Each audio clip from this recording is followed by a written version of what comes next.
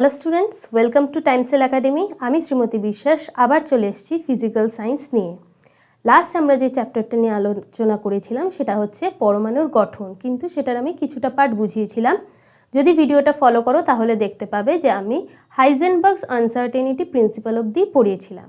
আজকে বাকি অংশটুকু পড়াবো, কিন্তু তার আগে বিভিন্ন বন্ধুরা তারা কমেন্টসে আমার কাছে কিছু ডাউট জানতে চেয়েছিল, তো সেইটা আমি আগে ক্লিয়ার করে দিই। ফার্স্ট অফ অল, আমি প্রথমেই বলেছিলাম যে ডাল্টনকে পরমাণুবাদের জনক বলা হয়। কেন বলা হয়? কারণ তিনি প্রথম বৈজ্ঞানিক ভিত্তিতে পরমাণু জিনিসটা কি, অ্যাটম এটামিও জিনিসটা কি, তার বিভিন্ন ক্যারেক্টারিস্টিক্স সেটা তিনি প্রথম আমাদের জানিয়েছিলেন বৈজ্ঞানিক ভিত্তি দিয়ে। তার আগে খ্রিস্টপূর্বে 400 বছর আগেও কিন্তু বিভিন্ন দার্শনিকরা পরমাণু সম্পর্কে ধারণা দিয়েছিলেন। আমাদের ভারতবর্ষের কনাদ প্রথম পরমাণু কথাটা আনেন। এছাড়া বিভিন্ন গ্রিক দার্শনিক যেমন ডেমোক্রিটাস, তারাও কিন্তু পরমাণু সম্পর্কে কিছুটা ধারণা দিয়েছিলেন, কিন্তু অবশ্যই সেটা দার্শনিক ভিত্তি, সেখানে কোনো বৈজ্ঞানিক ভিত্তি ছিল না। দার্শনিক তত্ত্বের মাধ্যমে কিন্তু তারা জানিয়েছিলেন যে সবচেয়ে ক্ষুদ্রতম একটা পরমাণু মানে একটা কোনো কিছু থাকতে পারে। তো সেটা একটা কনসেপ্ট ছিল সম্পূর্ণই দার্শনিক ভিত্তিতে, কিন্তু সেটাকে আমরা পরমাণুর বৈজ্ঞানিক কোনো ভিত্তি সেখানে নেই বা তার কোনো ধর্ম কিছুই তারা বলে যেতে পারেননি। তো সেটা জাস্ট একটা মত ছিল। কিন্তু পরমাণু নিয়ে প্রথম গবেষণা স্টার্ট করেন কিন্তু ডাল্টন। তাই অবশ্যই ডাল্টনকেই কিন্তু পরমাণুবাদের জনক বলা হয়। দ্বিতীয় একটা প্রশ্ন বলেছেন যে প্রোটন কে আবিষ্কার করেন? ছোটবেলায় অনেকেই পড়ে আসবে যে প্রোটন আবিষ্কার করেন রাদারফোর্ড। গুগলেও সার্চ করলে দেখতে পাবেন প্রোটন আবিষ্কারক হিসেবে রাদারফোর্ডের নাম দেওয়া আছে, কিন্তু রাদারফোর্ড প্রোটন আবিষ্কার করেননি। তিনি প্রোটনের নামকরণ করেছিলেন এবং প্রোটনটা কোথায় থাকতে পারে পরমাণুতে বা কোথায় থাকবে সেটা পারফেক্টলি উনি বলেছিলেন। গোল্ডস্টেইন কিন্তু প্রথম ক্যানাল রে আবিষ্কার করেন, যেটা পজিটিভলি চার্জড একটা কণা বা রে, ঠিক আছে? তাহলে সেইটার এবং তার সমস্ত বৈশিষ্ট্য, সেটা পজিটিভলি চার্জ এবং ইলেকট্রনের চার্জের সঙ্গে সমান, তার ভর ইলেকট্রনের চেয়ে অনেক বেশি। তো এই সমস্ত তার যাবতীয় যা ধর্ম, ক্যানাল রের যাবতীয় যা ধর্ম, মানে একটা পজিটিভলি চার্জ পার্টিকেল যে পরমাণুর মধ্যে রয়েছে এবং তার যাবতীয় ধর্ম, সেটা কিন্তু বলেছেন গোল্ডস্টেইন। তাহলে পরমাণুর মধ্যে প্রোটনের আবিষ্কারক যদি হিসেবে বলা মানে আবিষ্কারককে সেটা যদি বলা হয়, তাহলে অবশ্যই গোল্ডস্টেইনের নামটাই কিন্তু বেশি সঠিক। রাদারফোর্ড এবং গোল্ডস্টেইন এই দুজনের মধ্যে গোল্ডস্টেইন হচ্ছে মোর কারেক্ট। কিন্তু যদি এরকম প্রশ্ন আসে যে প্রোটন নামকরণ কে করেন বা প্রোটনের অবস্থান কে আবিষ্কার করেন, তবে প্রশ্নটার সঠিক উত্তর কিন্তু হবে রাদারফোর্ড, ঠিক আছে? তো এই দুটো ডাউট আমার কাছে এসেছিল, আমি দুটো ক্লিয়ার করে দিলাম। এবার চলো আমরা পরমাণু গঠনের নেক্সট পার্টটা, যে পার্টটা বাকি আছে সেটা স্টার্ট করি। আমরা লাস্ট যেটা পড়েছিলাম হাইজেনবার্গের আনসার্টেনিটি প্রিন্সিপাল, সেটা বলেছিলেন হাইজেনবার্গ যে কোনো একটা ইলেকট্রনের যে কোনো ইনস্ট্যান্টে তার মোমেন্টাম অর্থাৎ তার ভরবেগ এবং তার পজিশন দুটো একসঙ্গে জানা কিন্তু সম্ভব নয়। সেটা ছিল আমাদের হাইজেনবার্গ আনসার্টেনিটি প্রিন্সিপাল। এর ম্যাথামেটিক্যাল এক্সপ্রেশনটা আমি একটু লিখে দিই। এটা প্রিলিমসের জন্য খুব একটা ইম্পর্টেন্ট নয়, কিন্তু মেইনসে এই ম্যাথামেটিক্যাল এক্সপ্রেশনটা দিয়ে হয়তো আসতে পারে যে এটা কোন সূত্র থেকে এসছে বা কোন প্রিন্সিপাল থেকে এসছে। সো ম্যাথামেটিক্যাল এক্সপ্রেশনটা একটু জেনে রাখা দরকার। এটা হচ্ছে delta x into delta P greater equal to h/4 পাই, ঠিক আছে? তো এখানে ডেল্টা এক্স কি? ডেল্টা এক্স হচ্ছে পজিশনের আনসার্টেনিটি এবং ডেল্টা পি হচ্ছে মোমেন্টাম অর্থাৎ ভরবেগের আনসার্টেনিটি।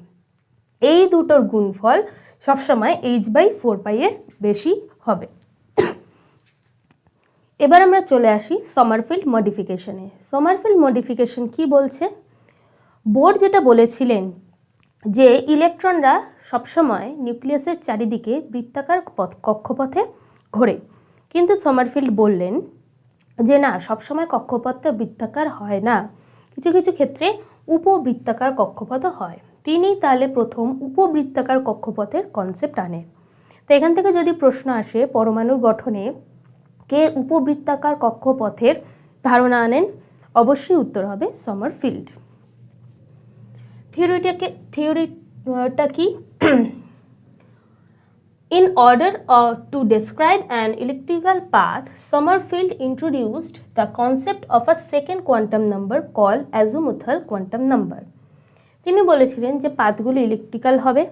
কোন পাথ ইলিপ্টিক্যাল হবে, কোন পাথ ইলিপ্টিক্যাল হবে না, সেইটা ডেসক্রাইব করার জন্য তিনি একটা নতুন কোয়ান্টাম নাম্বার নিয়ে আসেন, যেটা হচ্ছে অ্যাজিমুথাল কোয়ান্টাম নাম্বার।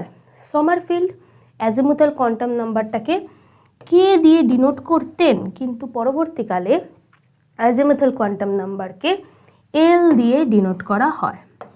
তাহলে এই দুটো কিন্তু মেনের জন্য খুব ইম্পর্টেন্ট। সমারফিল্ডের কনসেপ্ট অনুযায়ী অ্যাজিমুথাল কোয়ান্টাম নাম্বারের সিম্বল ছিল কে, কিন্তু মডার্ন ধারণা, আধুনিক ধারণা অনুযায়ী অ্যাজিমুথাল কোয়ান্টাম নাম্বারের সিম্বল হচ্ছে এল। তো তিনি বলেছিলেন যে নিউক্লিয়াস যদি এরকম মাঝখানে থাকে, তার চারদিকে একটা আমরা এই যে কক্ষপথের মধ্যে আরও অনেক উপকক্ষ থাকবে, যেইটাকে বলা হয় সাবশেল। তো এই সাবশেলগুলো প্রথমের দিকে থাকবে ইলিপ্টিক্যাল, তারপরে আস্তে আস্তে আস্তে আস্তে তারা বৃত্তাকার পথে যাবে। যেমন মুখ্য কোয়ান্টাম নাম্বার সংখ্যা যদি 4 ধরি, তাহলে সেখানে আমার 4টে মুখ্য কোয়ান্টাম সংখ্যা মানে তার কক্ষ। তো সেই কক্ষ কটা হবে? সেই কক্ষ একটা, কিন্তু এই 4 নম্বর কক্ষের মধ্যে আবার 4টে উপকক্ষ থাকবে। তো সেই উপকক্ষগুলো প্রথমেরটা হবে উপবৃত্তাকার, তারপরটা আস্তে আস্তে ছোট হতে হতে একটা সময় সে বৃত্তাকার হয়ে যাবে। তো এইটা ছিল সমারফিল্ডের অ্যাটমিক মডেল। তো এই যে অ্যাজিমুথাল কোয়ান্টাম নাম্বার, পরে এল যে অ্যাজিমুথাল কোয়ান্টাম নাম্বার এলো, সেই সংখ্যাটা হবে n-1। ঠিক আছে? তো এই রকম সাবশেল কটা পাওয়া গেছিল? এই রকম সাবশেল আপাতত 4টে আবিষ্কার হয়েছে। কি কি? S, P, D, F। ঠিক আছে? এবং এর এল ভ্যালু কি? এস কক্ষের হচ্ছে 0, পি এর 1, ডি এর 2, এফ এর 3। তো এইগুলো হচ্ছে অ্যাজিমুথাল কোয়ান্টাম নাম্বার, এবং সেই অনুযায়ী একটা সেলের মধ্যে ম্যাক্সিমাম এই 4টে ধরনের সাবশেল থাকতে পারে। ম্যাক্সিমাম কটা সাবশেল থাকতে পারে সেটা ডিপেন্ড করবে L = n-1 এর উপর। যেমন প্রথম কক্ষে কেবলমাত্র এসি থাকবে, কারণ প্রথম কক্ষের ক্ষেত্রে 1-1 দ্যাট ইজ 0। তাহলে 0 কার? এস এর। তো প্রথম কক্ষে এস থাকবে, পরের কক্ষে এসপি থাকবে, তারপরের কক্ষে এসপিডি থাকবে, এবং 4 নম্বর কক্ষে এসপিডিএফ থাকবে। কিন্তু বর্তমানে এখনো অবধি এফ এর পরে আর কোনো সাবশেল আবিষ্কার হয়নি। চলে আসছি নেক্সট কনসেপ্টে। নেক্সট কনসেপ্টটা হচ্ছে de Broglie theory. De Broglie থিওরিটা কি আগে একটু দেখে নিই, তারপর এটা আলোচনা করব। Moving electron or other such tiny particles are associated with both particle and wave nature. Thus, the wavelength of the wave associated with the fast moving particles is inversely proportional to its momentum. তো আগে আমরা dual nature পড়েছিলাম, যেখানে আমরা বলেছি যে একটা ইলেকট্রনের একসঙ্গে কণা এবং বেগ মানে কণা ধর্ম এবং তরঙ্গ ধর্ম, ওয়েভ নেচার, পার্টিকেল নেচার দুটোই একসঙ্গে থাকে। তাহলে যদি দুটোই একসঙ্গে থাকে, তাহলে দুটোর মধ্যে নিশ্চয়ই কোনো রিলেশন আছে। ডি ব্রগলি কী করলেন, এই যে ওয়েভ নেচার এবং পার্টিকেল নেচার এই দুটোর মধ্যে একটা সমন্বয় সাধন করলেন এবং সমন্বয় সাধন করে তিনি একটা ফর্মুলা আনলেন। সেই ফর্মুলাটা হচ্ছে lambda equal to H P. Lambda আমরা কি জানি, তরঙ্গ দৈর্ঘ্য। তরঙ্গ দৈর্ঘ্য কার প্রপার্টি, তরঙ্গের প্রপার্টি। আর এইচ বাই পি, এখানে এইচ হচ্ছে প্লাঙ্ক কনস্ট্যান্ট আর পি হচ্ছে মোমেন্টাম বা ভরবেগ। ভরবেগ কার ধর্ম, কণার ধর্ম। তাহলে এইখানেই তরঙ্গের ধর্ম এবং কণার ধর্মের মধ্যে একটা সামঞ্জস্য এলো। এবং ডি ব্রগলি বোরসের মতনই বললেন যে এই রকম রেডিয়াসই থাকতে হবে কক্ষপথের, যাতে এই যে তরঙ্গ দৈর্ঘ্যটা, এই যে তরঙ্গটা গিয়ে কোথাও কমপ্লিট হয়, মানে এই যে তরঙ্গটা কন্টিনিউয়াস হচ্ছে, এখানে কন্টিনিউয়াস হচ্ছে, কোথায় কিন্তু ডিসকন্টিনিউয়াস হচ্ছে না। তাহলে কক্ষপথের রেডিয়াস এরকমই হতে হবে যাতে মোমেন্টাম এমনভাবেই হয় এবং তার জন্য তরঙ্গ দৈর্ঘ্য এমন হয় যাতে এই কক্ষ বরাবর আমার তরঙ্গটা কন্টিনিউ হয়, কোথাও কোনো ব্রেক থাকবে না। এখানে এইচ প্লাঙ্ক কনস্ট্যান্টের ভ্যালুটা একটু মাথায় রাখবে, সেটা হবে 6.626 কোথাও থাকে, বা কোথাও এটা অ্যাপ্রক্সিমেটলি 3ও বলে। 6.626 ইন্টু 10⁻⁻34 জুল সেকেন্ড, এটা একটু মাথায় রাখতে হবে। এবার ডি ব্রগলির ওয়েভ নেচার তো হয়ে গেল। অ্যাজিমুথাল কোয়ান্টাম নাম্বারের সাহায্যে এই যে হাইড্রোজেনের আমরা 4টে লাইন স্পেকট্রা পাচ্ছিলাম, সেই লাইন স্পেকট্রাগুলো আরও যে ফাইন লাইনে ভেঙে যাচ্ছে সেটা কিছুটা এক্সপ্লেন করা গেল। এরপর এলো জিম্যান এফেক্ট। জিম্যান এফেক্ট বিজ্ঞানী জি ম্যানের নামেই কিন্তু হয়েছে। তো কি এফেক্টটা দেখি। জিম্যান in 1896 observed that each fine line, লাইনগুলোকে আবার ফাইন লাইনে অলরেডি ডিভাইড করা গেছে এবং সেটাকেও এক্সপ্লেন করা গেছে। এবার কি বলছে, each fine line in atomic spectra splits further into finer lines in a high powerful magnetic field। তাহলে magnetic field, high powerful magnetic field যখন দেওয়া হচ্ছে, ফাইন লাইনগুলো আরও ফাইন লাইনে ভেঙে যাচ্ছে। In absence of the magnetic field, such final splitting, that is hyperfine splitting, disappears. This phenomenon is known as Zeeman effect. তাহলে জিম্যান এফেক্টে কি হলো, প্রথমে আমরা দেখেছিলাম যে হাইড্রোজেনের 4টে লাইন স্পেকট্রা পাওয়া গেছে, সেটা যদি ম্যাগনেটিক ফিল্ডে ফেলা হয় সেটা আরও ফাইন লাইনে ভেঙে যাচ্ছিল। এবার বলা হলো যে এই যে ম্যাগনেটিক স্ট্রেংথটা, ম্যাগনেটিক ফিল্ডের স্ট্রেংথটা যদি বাড়িয়ে দেওয়া হয় তাহলে সেটা হাইপার ফাইন লাইনে আরও ভেঙে যাচ্ছে।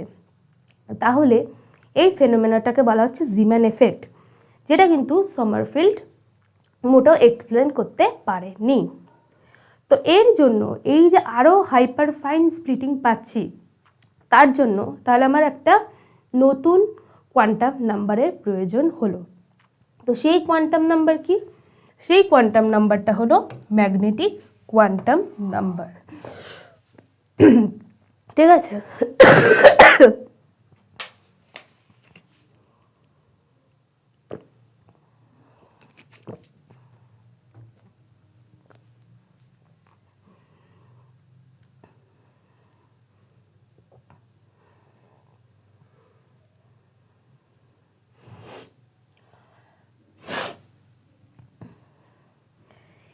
এবার আমরা আসছি নেক্সট পার্টে কি, শর্ডিঞ্জার ওয়েভ ইকুয়েশন।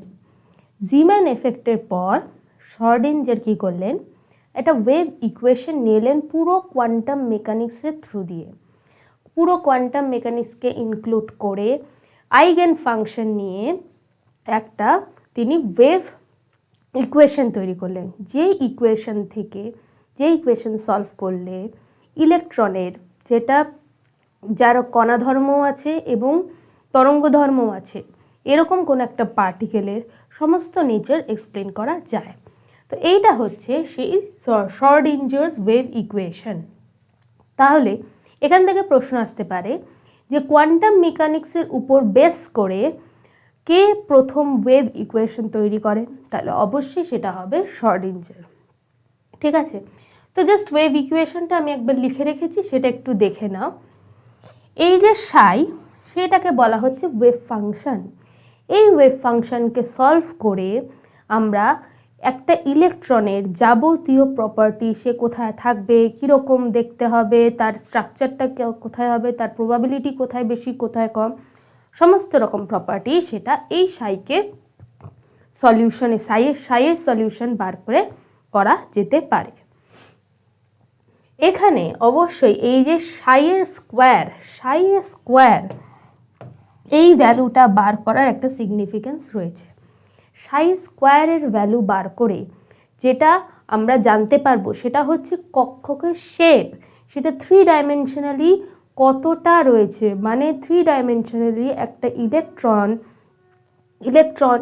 কোনো পজিশনে থাকার প্রবাবিলিটি কতটা, সেইটা কিন্তু আমরা সাই স্কোয়ারের থ্রু দিয়ে জানতে পারবো।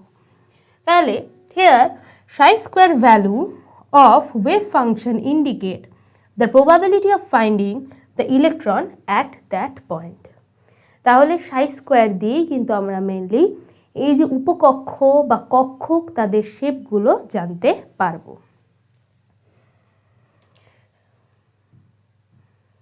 তাহলে আমরা এতক্ষণ অবধি যা যা পড়লাম সেখান থেকে বোঝা গেল যে একটা ইলেকট্রনের পজিশন জানার জন্য আমাদের মেনলি 3টে কোয়ান্টাম নাম্বার লাগবে।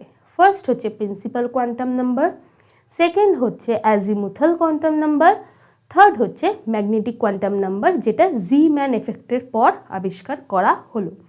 তো এই 3টে কোয়ান্টাম নাম্বার কি মানে তার সিগনিফিকেন্স কি সেটা একটু জেনে নিই, কারণ সিগনিফিকেন্স তুলে একটা প্রশ্ন দিতে পারে।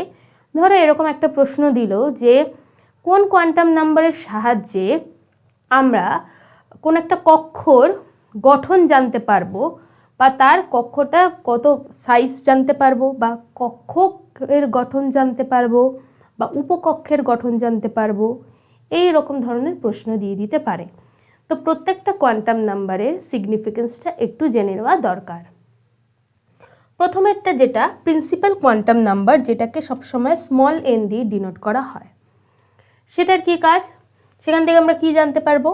Location of the orbit, orbit মানে কক্ষ, location of the orbit in which the electron revolves, size of the orbit, maximum number of accommodating electrons can be evaluated. মানে অরবিট কক্ষপথের অবস্থান, সে নিউক্লিয়াসের থেকে কত দূরে রয়েছে সেই অনুযায়ী তার সাইজ, এবং সেই কক্ষপথে ম্যাক্সিমাম কতগুলো ইলেকট্রন থাকতে পারবে সেটা আমরা জানতে পারবো প্রিন্সিপাল কোয়ান্টাম নাম্বার থেকে। নেক্সট আসছে অ্যাজিমুথাল কোয়ান্টাম নাম্বার। আমি বলেইছিলাম যে এটা বর্তমানে এল দিয়ে ডিনোট করা হয়। এইটা কি বলছে? The subshell in the electron, shape of the subshell can be determined, number of orbitals and orbital angular movement can be determined. এরকম যদি প্রশ্ন আসে অরবিটাল অ্যাঙ্গুলার মুভমেন্ট মানে কৌণিক ভরবেগ, তাহলে কক্ষকের কৌণিক ভরবেগ কোন কোয়ান্টাম নাম্বার থেকে জানা যায়? তাহলে সেটা অবশ্যই হবে কিন্তু অ্যাজিমুথাল কোয়ান্টাম নাম্বার। তাহলে এখান থেকে আমরা কি জানতে পাচ্ছি? সাবশেল মানে উপকক্ষ সম্পর্কে, শেপ অফ দ্য সাবশেল, সেই সাবশেলের কীরকম শেপ হবে মানে উপকক্ষের কীরকম গঠন, এবং কৌণিক ভরবেগ সেই সম্পর্কে আমরা জানতে পারব। এবং এই যে এল এর ভ্যালু কত হবে আমি অলরেডি বলে দিয়েছিলাম, এটা হবে n-1।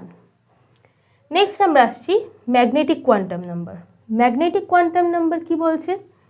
Magnetic quantum number m indicates the orientation of the orbital in space in which the electron is present. এখান থেকে আমরা মেইনলি অরবিটালের কনসেপ্ট আসছে।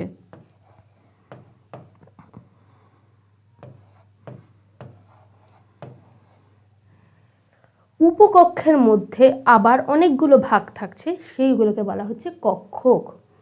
এই কক্ষগুলো 3 ডাইমেনশনালি কীভাবে বিন্যস্ত রয়েছে সেইটা আমরা জানতে পারবো ম্যাগনেটিক কোয়ান্টাম নাম্বার থেকে। এই উপকক্ষ স্ট্রাকচার কীরকম হয় সেটা আমরা ছবির সাহায্যে পরে দেখাচ্ছি। নেক্সট আসছি, যেটা নিয়ে এখনও আমি বলিনি, সেটা হচ্ছে spin quantum number. Spin quantum number জিনিসটা কি? আমাদের পৃথিবীর যেমন আহ্নিক গতি আছে, অর্থাৎ পৃথিবী তার নিজ কক্ষে ঘুরছে।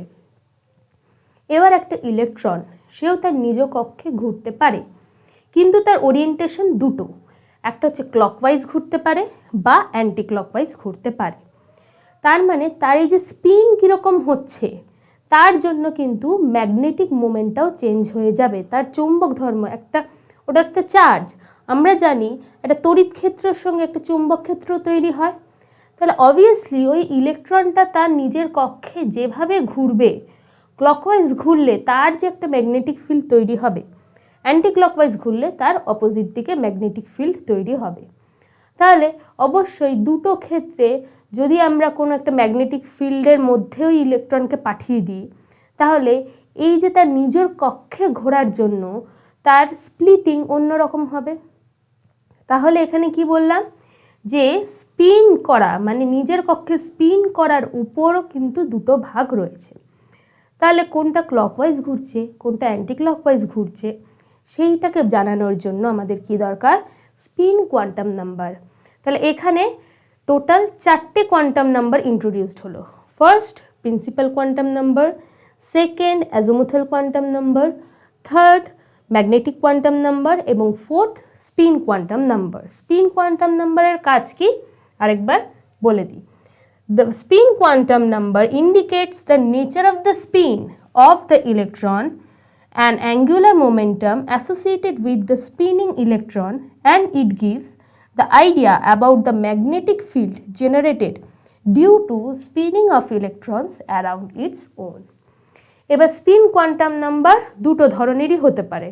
একটা ক্লকওয়াইজ ঘুরলে এক ধরনের spin quantum number, anti clockwise ঘুরলে আরেক ধরনের। ক্লকওয়াইজ ঘুরলে সেটাকে +½ দিয়ে ডিনোট করা হয়, তাহলে সেইটা হচ্ছে আমাদের ক্লকওয়াইজ। আর অ্যান্টি ক্লকওয়াইজ ঘুরলে সেটা -½ দিয়ে ডিনোট করা হয়, তাহলে সেটা হচ্ছে আমাদের অ্যান্টি ক্লকওয়াইজ রোটেশন। তাহলে এটা একটু মনে রাখবে, +½ মানে ক্লকওয়াইজ, -½ মানে অ্যান্টি ক্লকওয়াইজ। তাহলে এই 4টে কোয়ান্টাম নাম্বারের সাহায্যে কি জানা যাবে? কোনো একটা ইলেকট্রনের সম্পূর্ণ মানে 3 ডাইমেনশনালি তার যা যা ক্যারেক্টার সব কিছু জানা যাচ্ছে এই 4টে কোয়ান্টাম নাম্বারের থ্রু দিয়ে। তাহলে একটা পরমাণুতে ইলেকট্রন কিভাবে ভরছে আমরা সেই আগে পড়েছিলাম, আমি ফার্স্ট ক্লাসে বলেছিলাম 2n² রুল।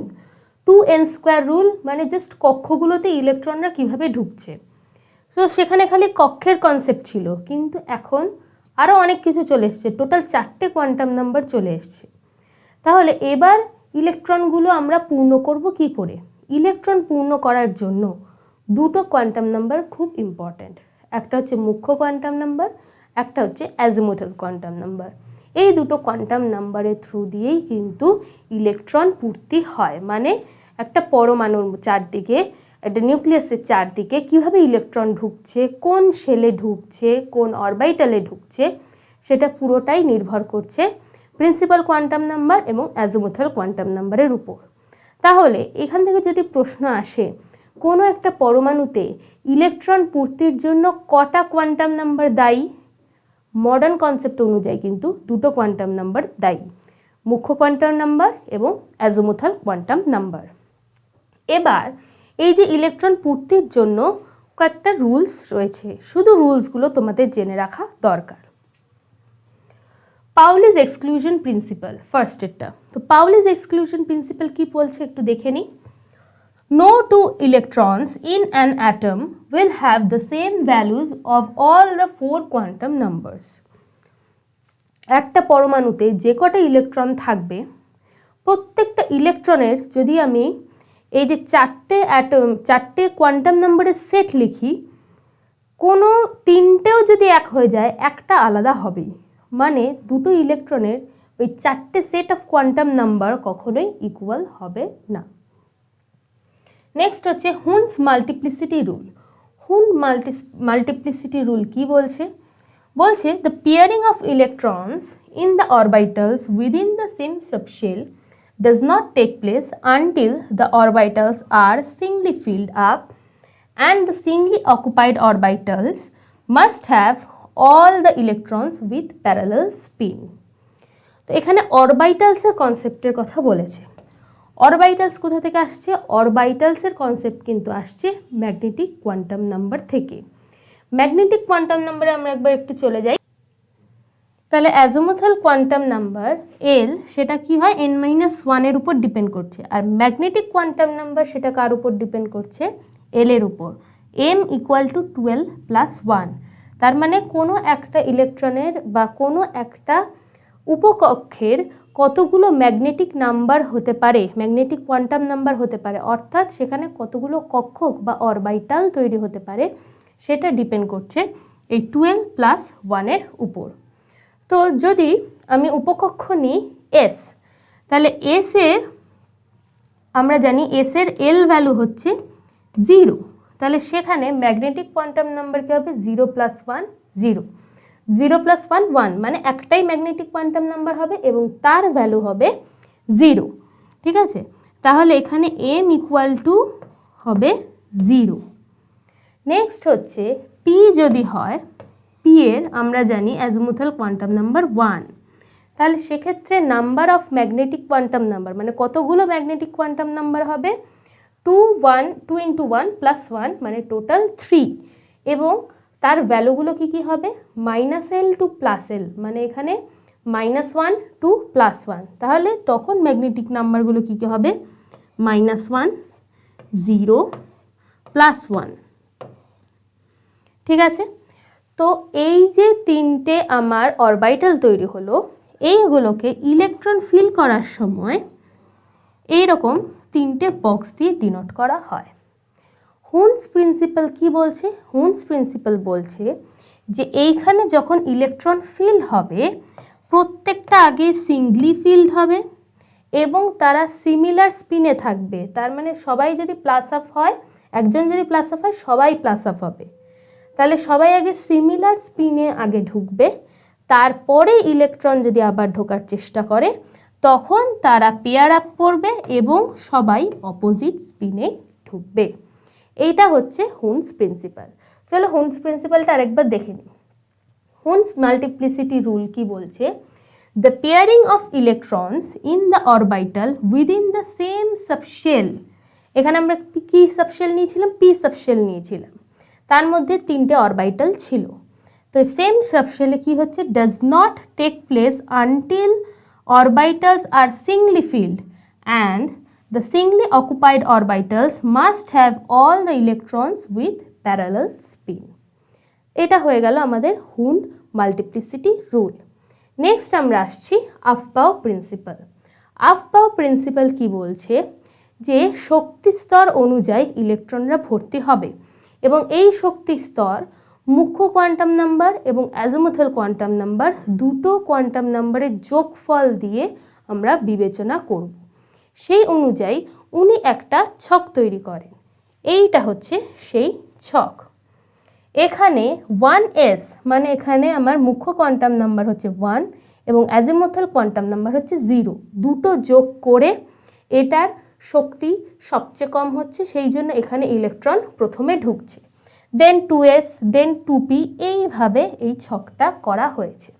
ছকটা জাস্ট তোমাদের দেখিয়ে রাখলাম। এইভাবে আফবাউ প্রিন্সিপাল মেনটেন করেই কিন্তু ইলেকট্রন পূর্ণ করা হয়। মানে আমরা যেটা ইলেকট্রনিক কনফিগারেশন লিখি সেটা আফবাউ প্রিন্সিপাল মেনটেন করে, এবং ইলেকট্রন মানে একটা পরমাণু কিন্তু এই ইলেকট্রনিক কনফিগারেশনটাকে স্যাটিসফাই করে। এবার নেক্সট আমরা চলে যাচ্ছি যে আমরা অরবিটালগুলো দেখলাম SPD, তারা ঠিক দেখতে কেমন? এরা হচ্ছে এস, এস সবসময় হয় বৃত্তাকার।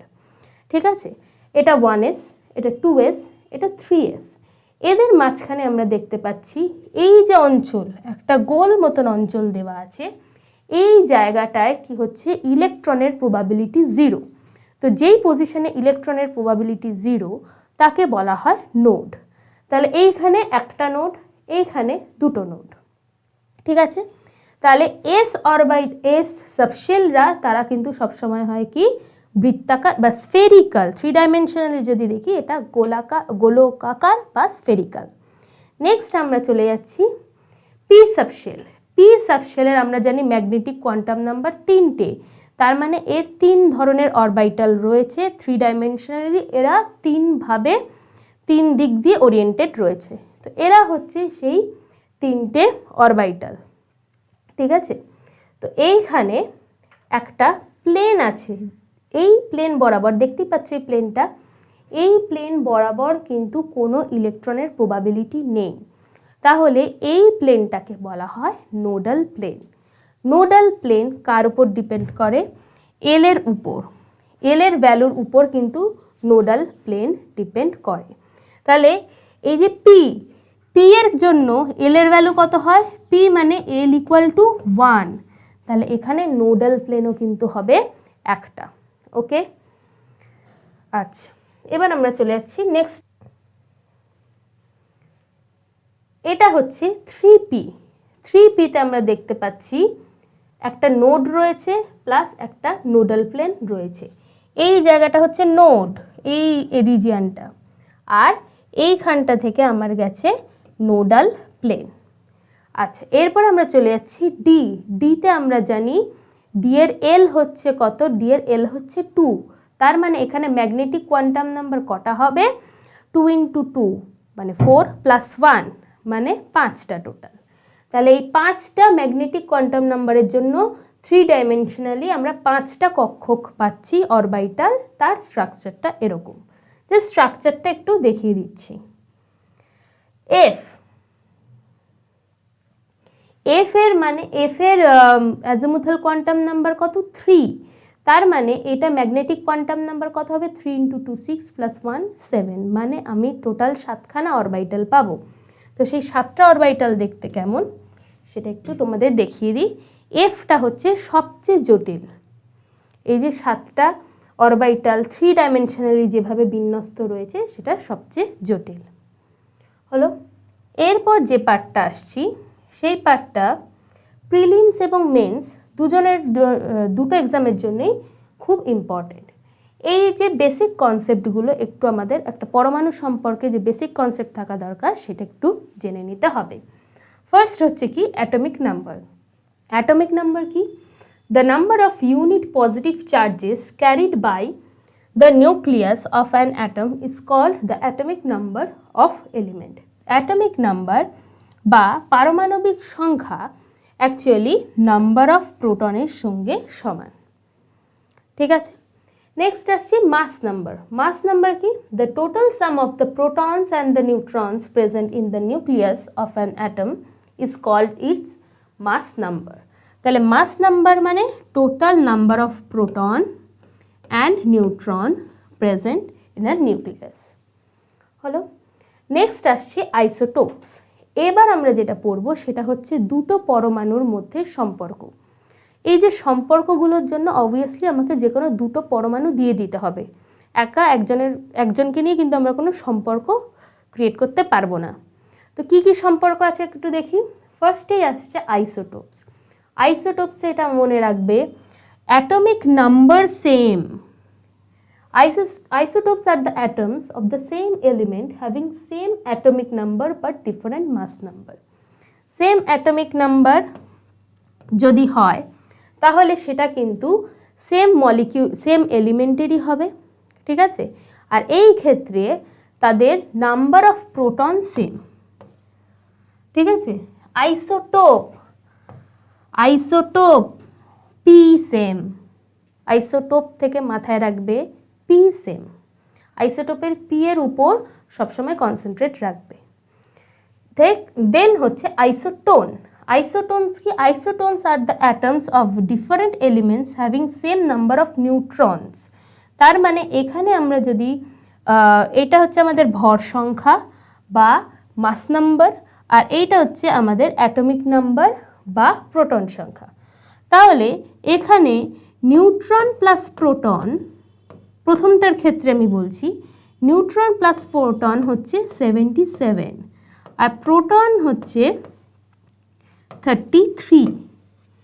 তাহলে 77 থেকে যদি আমি 33 বিয়োগ করে দিই তাহলে কিন্তু আমি নাম্বার অফ নিউট্রন পেয়ে যাব। তাহলে এখানে নাম্বার অফ নিউট্রন হচ্ছে 44। সিমিলারলি পরেরটার ক্ষেত্রে যদি আমি মাস নাম্বার থেকে অ্যাটমিক নাম্বারকে মাইনাস করে দিই তাহলে কিন্তু আমি পরেরটারও নাম্বার অফ নিউট্রন পাবো এবং তখন দেখতে পাবে যে এই ক্ষেত্রেও নাম্বার অফ নিউট্রন হচ্ছে 44। তাহলে দুজনের নাম্বার অফ নিউট্রন সেম হলে তাকে বলা হচ্ছে আইসোটোন। আইসোটোন এন এর উপর জোর দেবে, তাহলে আইসোটোন এন মানে neutron number same, isotope P মানে number of proton same. Isobar, isobar কি, যেখানে মাস নাম্বার সেম, দুজনের মাস নাম্বার সেম হবে।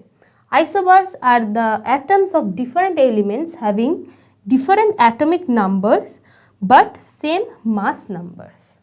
তাহলে আইসোবার, আইসোবারে কি হবে, আইসোবারে টোটাল মাস নাম্বারটাই কিন্তু সেম হবে।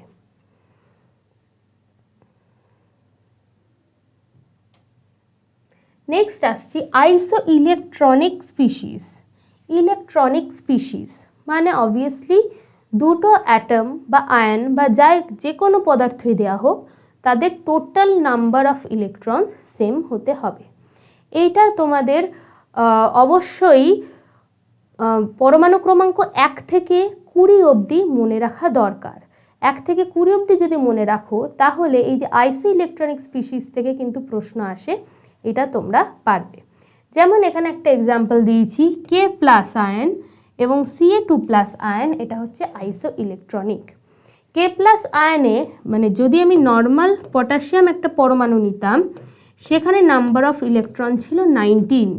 তো এইটা আমি কিভাবে জানলাম, এটা হচ্ছে তার পরমাণু ক্রমাঙ্কই তার নাম্বার অফ ইলেকট্রনের সঙ্গে সমান, কারণ একটা পরমাণু নিস্তড়িত।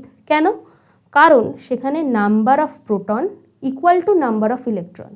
তাহলে প্রোটন অর্থাৎ তার অ্যাটমিক নাম্বার যদি 19 হয় তাহলে তার নাম্বার অফ ইলেকট্রনসও 19ই হবে। তো সেই জন্য আমি বলছি বারবার যে 1 থেকে 20 অবধি একটু মনে রাখবে। তো কে হচ্ছে 19, সেখান থেকে যদি একটা ইলেকট্রন বেরিয়ে যায় তখন কে হয়ে যাবে 18। ঠিক আছে, কে এর নাম্বার অফ ইলেকট্রনস হয়ে যাবে 18। সেমভাবে ক্যালসিয়ামের নাম্বার অফ ইলেকট্রনস আগে ছিল 20, কিন্তু সেখান থেকে যদি দুটো বেরিয়ে যায় ইলেকট্রন তাহলে তার হয়ে যাবে 18। তাহলে আমরা এখানে দেখতে পাচ্ছি কে প্লাসের number of electrons 18, Ca2+ number of electrons 18। তাহলে এরা দুজন হচ্ছে আইসো ইলেকট্রনিক। এবারে 2022-এর WBCS প্রিলিমসে একটা প্রশ্ন এসেছিল O2- এর আইসো ইলেকট্রনিক স্পিসিস কে।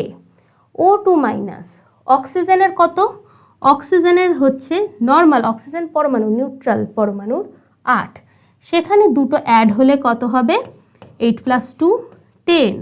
তাহলে O2- এর টোটাল ইলেকট্রন সংখ্যা হচ্ছে 10।